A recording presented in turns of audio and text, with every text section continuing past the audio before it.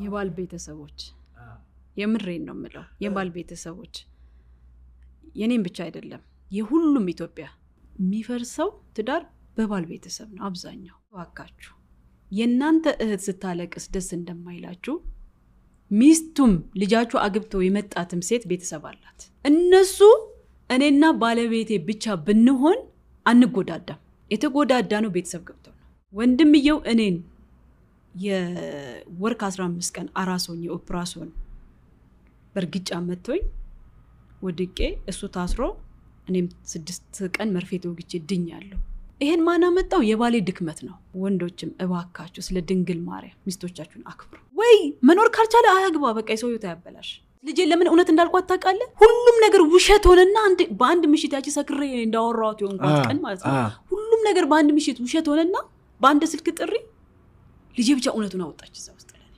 የለፋህለት የደከምክለት ምን ያልክለት እኖራለሁ ብለህ ስፔሻሊ ለሴት ልጅ ትዳር ህይወት ነው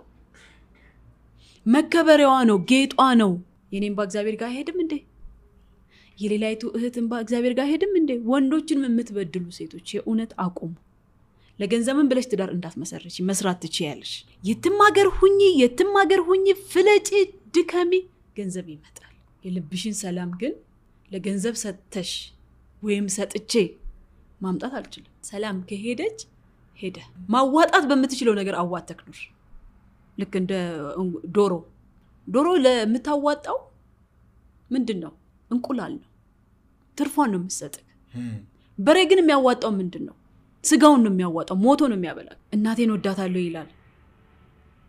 የእናቱን ጡት ጠብቶ አድጓል ሚስቱ ታዲያ የሱ ልጅ ያጠባች አይደል እንዴ አባቴን ወደዋለሁ ላለው አባቴን እየቆጣኝ እየተንከባከበኝ እየወደደኝ ልጄ እያለ እየገጸጸ ያኖረኝ ነው አይደል ግን ሲገጽጽ አድምቶ አይደለም የሚገጽጸው አባት አቁስሎ አይገጽጽም ሳታቆስል እኮ ሚስትን መገጸጽ ትችላለህ እኛ ሴቶች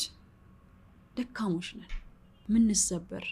ውሃ የነካው ርጥብ ሸክላ ታውቃለህ ብታነሳው እዛው ይቀራል እንጂ እጅህ ላይ አይመለስም ሴት ልጅ ማለት እንደዛ ናት ስለ ወንዶች ያለች ኮንክሉዥን አሁን ምንድነው ወንዶችን እንዴት ነው የምታያቸው ወንዶችን በመጥፎ እንዳላ የኔ አባት አለ ምሳሌ